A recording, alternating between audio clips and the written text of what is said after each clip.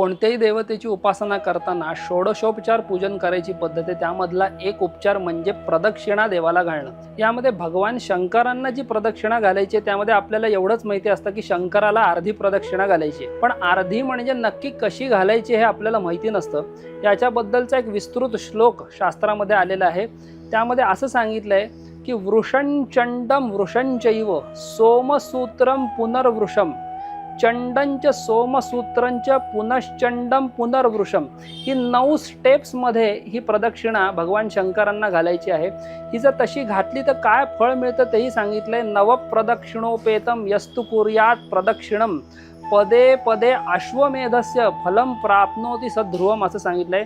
पावला पावलाला अश्वमेध यज्ञाचं फळ मिळतं जर अशी 9 स्टेप्समध्ये तुम्ही प्रदक्षिणा जर कराल तर। त्याचा आरंभ जो असतो तो सर्वप्रथम नंदी जिथे असतो भगवान शंकरांच्या समोर तिथून करायचा आहे।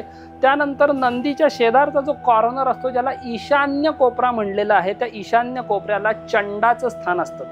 त्यानंतरचं जे जिथून शंकराचं तीर्थ शाळुंका ज्याला म्हणतात ती उत्तर भागाकडे असते, तिथून जे बाहेर येतं त्याला सोमसूत्र असं म्हणलेलं आहे। तर आता ही प्रदक्षिणा कशी घालायची आहे की वृषंचंडम वृषम म्हणजे नंदीपासून सुरू करून ईशान्य भागाच्या चंडापर्यंतच जायचं। परत त्या नंदीपर्यंत येऊन सोमसूत्र म्हणजे जिथून